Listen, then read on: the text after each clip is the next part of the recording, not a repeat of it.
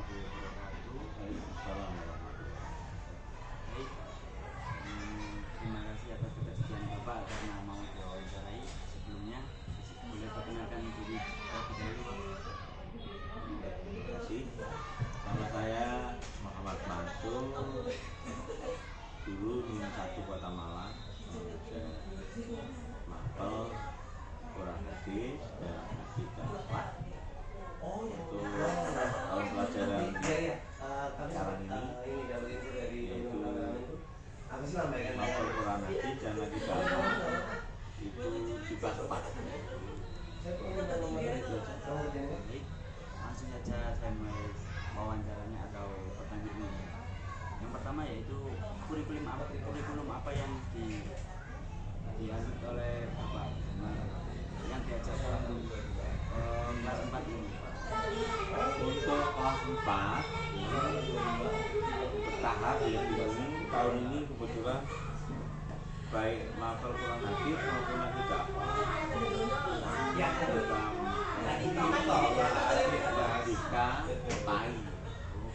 Jadi sudah hitung guru matematika ala PAI dan bahasa Arab.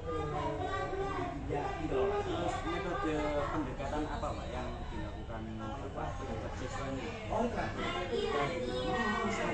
Ya, kaitannya dengan pembelajaran kurang lebih maupun lagi dapat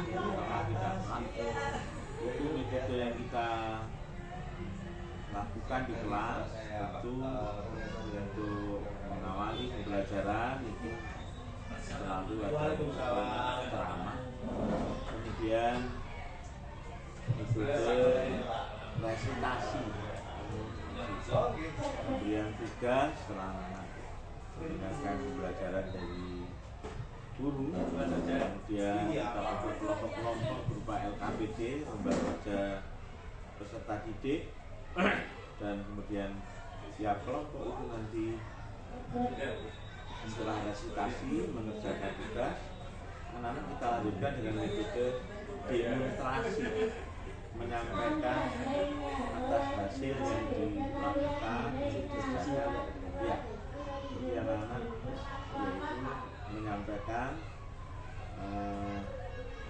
hasilnya tiap-tiap kelompok untuk menguji keberanian anak-anak menyampaikan pendapatnya.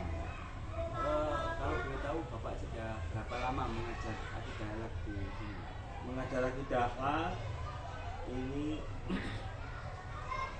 ya sudah lama ya, jadi mulai tahun 92, walaupun tugas utama itu memang kurang hadir, tetapi selalu disandingkan dengan akidah akhlak itu ya tinggal dihitung sendiri kalau mulai 92 sampai dengan sekarang ini luar biasa, bisa ditemukan sendiri. 2004 ya, sampai dengan 2024. Iya. Terus ini Pak, tantangan apa yang menurut Bapak yang sangat berat menurut Bapak mengenai ceramah? Mungkin bisa tidak didengarkan oleh siswanya atau apa itu tantangannya? Saya kira kalau metode ceramah itu biasanya tantangan utama kalau di jam-jam terakhir kita pengalaman sudah mulai gitu ya. Maka selalu kita barengi dengan metode-metode yang lainnya, yaitu metode dengan kegiatan aksi nyata, kegiatan kita, yaitu tadi dengan tugas, kemudian mempresentasikan hasil. Ternyata dari metode ceramah itu kan dicegahkan. Itu juga anak-anak tidak ada kata merasa malas, karena itu nanti nilai kelompok kalau bagus, kalau kurang maka nanti anak-anak dibilang kalau kelompok itu ternyata nilainya jauh dari petunjuk, maka konsekuensinya adalah presentasi mandiri. Anak 5 orang silakan presentasi mandiri, dan nanti anggota selain dari anak yang kami di kelompok tadi akan juga bertanya dengan kata-kata itu, aku itu kita semangat semangat di kelompok. Terus kayak kan ada siswa itu yang lama paham sama yang cepat paham dalam satu kelas itu bagaimana menurut Bapak? Atau ada pembelajaran lebih lanjut atau bagaimana? Makanya di dalam kelompok itu kita tidak mengelompokkan mungkin Mbak untuk cepat sendiri, jadi kita acak nih, Jadi adil-adilnya dibagi gitu, kayak ada yang pintar dulu gitu. kalau kita nanti ada itu pasti ketemu. Dan dari pembentukan kelompok itu kan nanti secara demokratis. Nah kemudian ketua kelompok diberi tugas untuk ngecek siapa anggota yang itu aktif, siapa anggota yang tidak mau diberi tanda sendiri.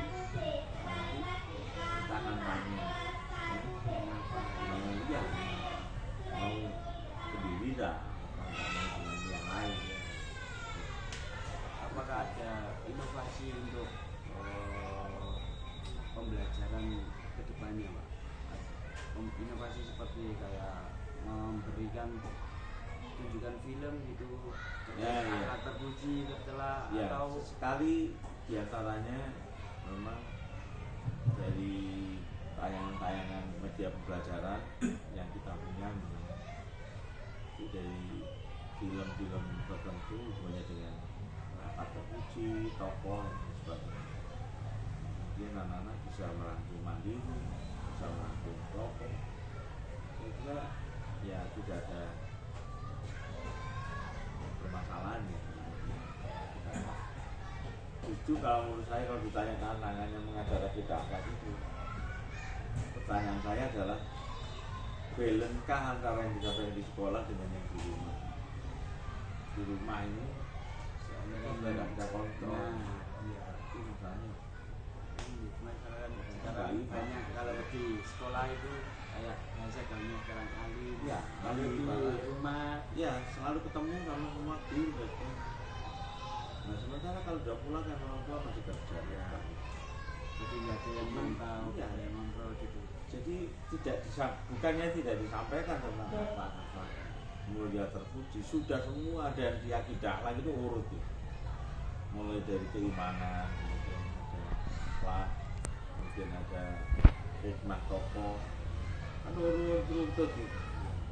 Tapi masih ada anak-anaknya yang nakal dan sebagainya itu. Menurut saya keleluasaan mereka di dalam melihat tayangan-tayangan yang bersifat keras, kasar itu menurut saya sudah hal yang kayak biasa. Jadi dulu apa ya bisa kontrol kalau kayak gitu. Dan memang zamannya mereka zaman digital. Siapa yang ngawasi orang tua? Itulah sejatinya kita begitu. Terakhir Pak, pesan untuk calon-calon guru. Karena dari video PAI. oh BAI. Jadi ya kalau menurut saya suruh ngasih pesan untuk calon guru, saya lagi bahwa di dalam mengajar itu tidak hanya mentransformasi ilmu. Mengajar itu tentunya dari diri kita dulu dengan hati, bahwa niat kita itu membentuk anak berkarakter yang sebaik-baiknya, sehingga seakan-akan jangan anggap apa yang kita ajar itu murid sekolah, tapi anggaplah bahwa itu adalah anak saya, bukan orang lain. Bagaimana dengan anak sendiri? Tentu akan menunjukkan yang terbaik. Karena itu sebagai calon guru, saya masih ingat dosen saya beliau sudah meninggal 22 ini, Prof. Juwairi ini, ibunya ada 5 menit seorang guru di depan murid itu mampu menguasai anak. 5 menit saya sudah mampu menguasai anak. Untuk selanjutnya itu tidak milik kita. Tapi kalau 5 menit saja sudah menguasai, sudah di depan anak-anak itu habis semua materi, habis apalagi mau mengajarkan. Kalau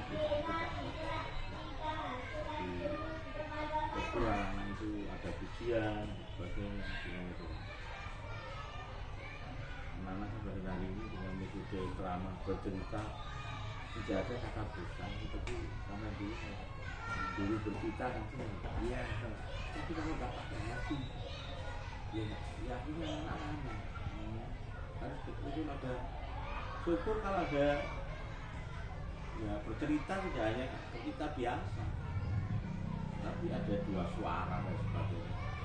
Sekali walaupun belum bisa dipelajari bagaimana bila bertabar suaranya begini, terus bagaimana dengan orangnya jahat namanya di sekolah ketika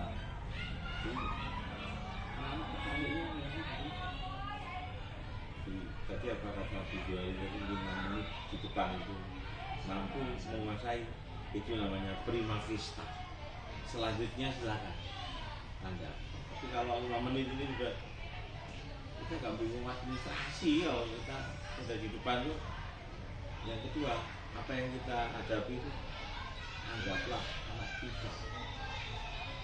Dan yang terakhir, anggaplah ketika kita sudah mulai itu bukan calon guru, bukan guru praktek, saya guru. Itu ya. Saya kira itu. Terima kasih atas informasi yang